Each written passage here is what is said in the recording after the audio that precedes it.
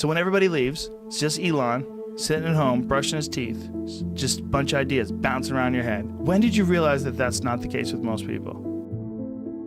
I think when I was, 5 or 6 or something. I thought I was insane. It was just strange. Because it was clear that other people did not, their mind wasn't exploding with ideas. It was like, I'm strange.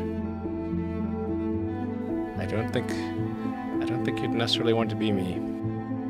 People would like it that much. It's very hard to turn it off. It's like a never-ending explosion. All the time. Now is the time to overrule this administration's pledge to mediocrity. Listen, Tesla's a sell, sell, sell. You don't want to own this stock. You shouldn't even rent the darn thing. Why? Because beyond the hype, there's just not much going on here.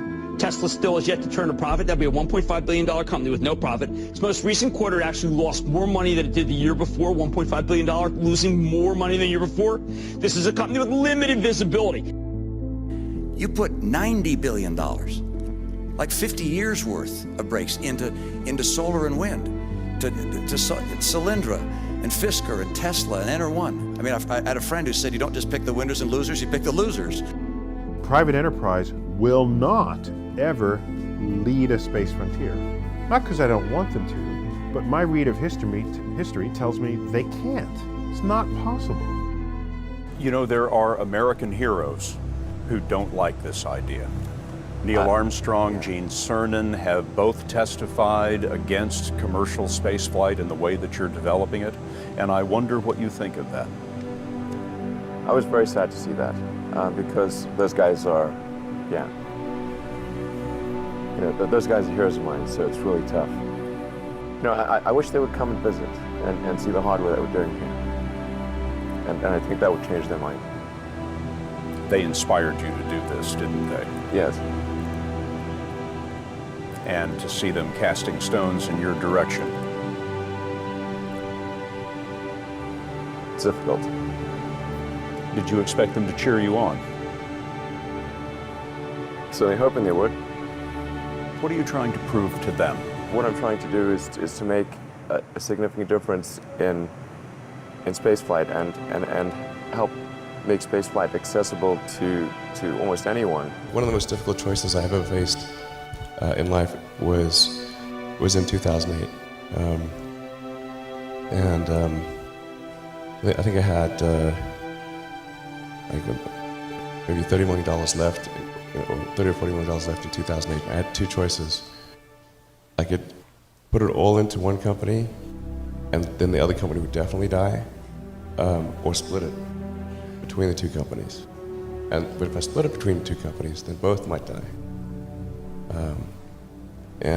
When you put your blood, sweat, and tears into creating something, or building something, it's like a child. So it's like, which one am I going to let one starve to death? I couldn't bring myself to do it, so I split the money between the two. Fortunately, thank goodness, they both came through. What was your biggest failure, and how did it change you? Well, there's a ton of failures along the way, that's for sure. As I said, for SpaceX, the first 3 launches failed, and we're just barely able to scrape together enough parts and money to do the 4th launch. If that 4th launch had failed, we would have been dead. So multiple failures along the way. Tesla really faced a severe threat of death due to the Model 3 production ramp. Essentially, the company was bleeding money like crazy, and just if we didn't solve these problems in a very short period of time, we would die. And it was extremely difficult to solve them. How close to death did you come? Within single-digit weeks. I went to Russia 3 times to look at buying a refurbished ICBM. And I can tell you it was very weird going there in late 2001, 2002, going to the Russian rocket forces and saying, I'd like to buy 2 of your biggest rockets, but you can keep the nuke. They thought I was crazy, but I did have money, so that was okay. And after making several trips to Russia, I came to the conclusion that my initial thought was, well, that there's not enough will to explore and expand beyond Earth and have a Mars base and that kind of thing. But I came to the conclusion that was wrong. In fact, there's plenty of will, particularly in the United States, because the United States is a nation of explorers, of people who came here from other parts of the world. I think the United States is really a distillation of the spirit of human exploration. So after my third trip, I said, okay, well, what we really need to do here is try to solve the space transport problem, and started SpaceX. This was against the advice of pretty much everyone I talked to. It was tough going there in the beginning because I'd never built anything physical. I mean, I'd built like little model rockets as a kid and that kind of thing, but I'd never had a company that built anything physical. So I had to kind of figure out how to do all these things and bring together the right team of people. It was tough going. Because the thing about a rocket is that the passing grade is 100%. You don't get to actually test the rocket in the real environment that it's going to be in. So I think the best analogy for rocket engineering is like if you want to create a really complicated bit of software, you can't run the software as an integrated whole, and you can't run it on the computer it's intended to run on. But the first time you put it all together and run it on that computer, it must run with no bugs. The first launch, I was picking up bits of rocket near the launch site. It was a bit sad. But we learned with each successive flight, and were able to, eventually with the fourth flight in 2008, reach orbit. I tried very hard to get the right expertise in for SpaceX. I tried hard to find a great chief engineer for the rocket, but the good chief engineers wouldn't join, and the bad ones, well, there was no point in hiring them. So I ended up being chief engineer of the rocket. So if I could have found somebody better, then we would have maybe had less than 3 failures. How did you get the expertise to be the chief technology officer of a rocket ship company? Well, I do have a physics background. That's helpful as a foundation. And then I read a lot of books and talked to a lot of smart people. You're self-taught? Yeah. Well, self-taught, yes, meaning I don't have an aerospace degree. So how did you go about acquiring the knowledge? Well, like I said, I read a lot of books, talked to a lot of people, and have a great team. When you had that third failure in a row, did you think, I need to pack this in? Never. Why not? I don't ever give up. I mean, I'd have to be dead or completely incapacitated. So many people try to talk me out of starting a rocket company. It was crazy. What did they tell you? One good friend of mine collected a whole series of videos of rockets blowing up and made me watch those. He just didn't want me to lose all my money. How did you figure you were going to start a car company and be successful at it? Well, I didn't really think Tesla would be successful. I thought we would most likely fail. But I thought that we at least could address the false perception that people had that an electric car had to be ugly and slow and boring like a golf cart. But you say you didn't expect the company to be successful, then why try? If something's important enough, you should try, even if the probable outcome is failure. Were you a little naive when you thought, I can easily build an electric car and a rocket? I didn't think it would be easy. Like I said, I thought they would probably fail. But you know, like creating a company is almost like having a child. So it's sort of like, how do you say your child should not have food? So once you have the company, you have to feed it and nurse it, and take care of it, even if it ruins you. Yeah.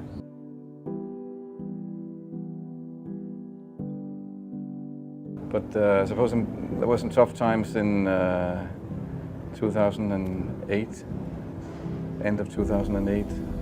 How did you get through that period of crisis? Yeah. Can we just break for a second? Sure, of course, yeah. Do you want to wait a little while? Man, I sure hope it was worth it. Sure hope so. Sure hope it was worth it. Where does that come from, or how do you think about making a decision when everyone tells you this is a crazy idea? Or where do you get the internal strength to do that? Well, first of all, I'd say I actually think I feel fear quite strongly. So it's not as though I just have the absence of fear. I feel it quite strongly. But there are just times when something is important enough, you believe in it enough, that you do it in spite of the fear. People shouldn't think, well, I feel fear about this and therefore I shouldn't do it. It's normal to feel fear. Like there'd have to be something mentally wrong if you didn't feel fear. Particularly if you're starting a company, you need to work super hard. So what does super hard mean? Well, when my brother and I were starting our first company, instead of getting an apartment, we just rented a small office and we slept on the couch. And we showered at the YMCA, and we're so hot up we had just one computer. So the website was up during the day, and I was coding at night, 7 days a week, all the time. And I sort of briefly had a girlfriend in that period, and in order to be with me, she had to sleep in the office. So work hard, like every waking hour. That's the thing I would say particularly if you're starting a company. And I mean, if you do simple math, you say like, okay, if somebody else is working 50 hours and you're working 100, you'll get twice as much done in the course of a year as the other company. I think certainly being focused on something that you're confident will have high value to someone else, and just being really rigorous in making that assessment, because people tend to, a natural human tendency is wishful thinking. So a challenge for entrepreneurs is to say, well, what's the difference between really believing in your ideals and sticking to them versus pursuing some unrealistic dream that doesn't actually have merit? And that is a really difficult thing to tell. Can you tell the difference between those two things? Right. You know? So you need to be sort of very rigorous in your self-analysis, and then just work like hell. I mean, you just have to put in, 80 to 100-hour weeks every week. All those things improve the odds of success. I think it's important that you really like whatever you're doing. If you don't like it, life is too short. If you like what you're doing, you think about it even when you're not working. I mean, it's something that your mind is drawn to. Even if you're the best, there's always a chance of failure. And if you don't like it, you just really can't make it work, I think. If you're creating a company or if you're joining a company, the most important thing is to attract great people. So either join a group that's amazing, that you really respect, or if you're building a company, you've got to gather great people. I mean, all a company is a group of people that have gathered together to create a product or service. And so depending upon how talented and hardworking that group is, and the degree to which they're focused cohesively in a good direction, that will determine the success of the company. So do everything you can to gather great people if you're creating a company. Then I'd say focus on signal over noise. A lot of companies get confused. They spend money on things that don't actually make the product better. So, for example, at Tesla, we've never spent any money on advertising. We put all of the money into R&D and manufacturing and design to try to make the car as good as possible. And I think that's the way to go. For any given company, just keep thinking about, are these efforts that people are expending, are they resulting in a better product or service? And if they're not, stop those efforts. Don't just follow the trend.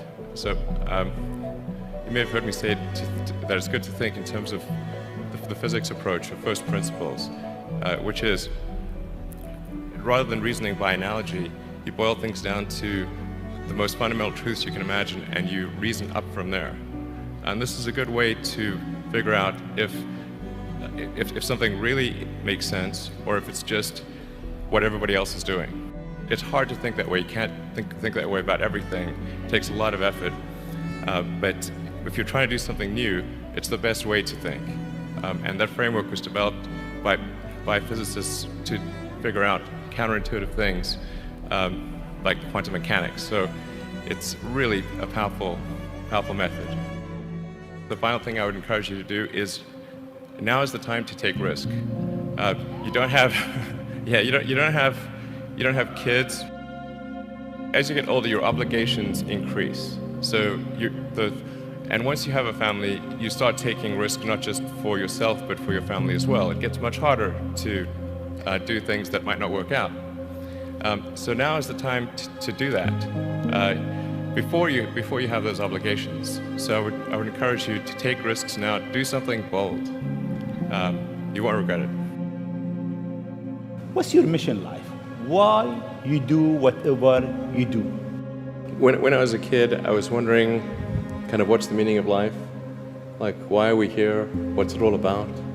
And I came to the conclusion that what really matters is trying to understand the right questions to ask. The more that we can increase the scope and scale of human consciousness, the better we are able to ask these questions. So I think that there's certain things that are necessary to ensure that the future is good, and some of those things are, in the long term, having long-term sustainable transport and sustainable energy generation, and to be a spacefaring civilization, and for humanity to be out there among the stars and be a multi-planetary species. I think being a multi-planet species and being out there among the stars is important for the long-term survival of humanity, and that's one reason, kind of like life insurance for life collectively, life as we know it. But then the part that I find personally most motivating is that it creates a sense of adventure, and it makes people excited about the future. And if you consider two futures, one where we are forever confined to Earth until eventually something terrible happens, or another future where we are out there on many planets, maybe even going beyond the solar system. How many things can you buy that you really love, that really give you joy? So rare, so rare. I wish there were more things. That's what we're trying to do, just make things that somebody loves. I think that second version is incredibly exciting and inspiring, and there need to be reasons to get up in the morning. You know, life can't just be about solving problems. Otherwise, what's the point? There's got to be things that people find inspiring and make life worth living. The universe as we know it will dissipate into a fine mist of cold nothingness eventually. I don't want to sound like things are too dark, because I think you kind of have to be optimistic about the future. There's no point in being pessimistic. It's just too negative. It doesn't help, you know. I think you want to be, my theory is I'd rather be optimistic and wrong than pessimistic and right. What are the set of things that can be done to make the future better? I think that a future where we are a spacefaring civilization and out there among the stars, this is very exciting. This makes me look forward to the future. This makes me want that future. There need to be things that make you look forward to waking up in the morning. You wake up in the morning, you look forward to the day, look forward to the future.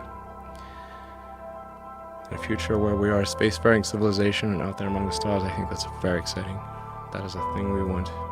Whereas if you knew we would not be a spacefaring civilization but forever confined to Earth, this would not be a good future. That would be very sad, I think. If there are two futures, and one future is we're out there among the stars, and the things we read about and see in science fiction movies, the good ones, are true. We have these starships, and we're going to see what other planets are like, and we're a multi-planet species, and the scope and scale of consciousness is expanded across many civilizations and many planets and many star systems. This is a great future. This is a wonderful thing to me, and that's what we should strive for. People look like they have a much better life than they really do. People are posting pictures of when they're really happy. They're modifying those pictures to be better looking. even if they're not modifying the pictures, they're at least selecting the pictures for the best lighting, the best angle. So people basically seem they're way better looking than they basically really are, and they're way happier seeming than they really are. So if you look at everyone on Instagram, you might think, man, there are all these happy, beautiful people, and I'm not that good looking and I'm not happy, so I must suck, you know, and that's gonna make people sad. When in fact, those people you think are super happy, actually not that happy. Some of them are really depressed, they're very sad. Some of the happiest seeming people, actually some of the saddest people in reality. So I think things like that can make people quite sad. This may sound corny, but love is the answer. Wouldn't hurt to have more love in the world. I think people should be nicer to each other and give more credit to others, and don't assume that they're mean until you know they're actually mean. You know, it's easy to demonize people. You're usually wrong about it. People are nicer than you think. Give people more credit.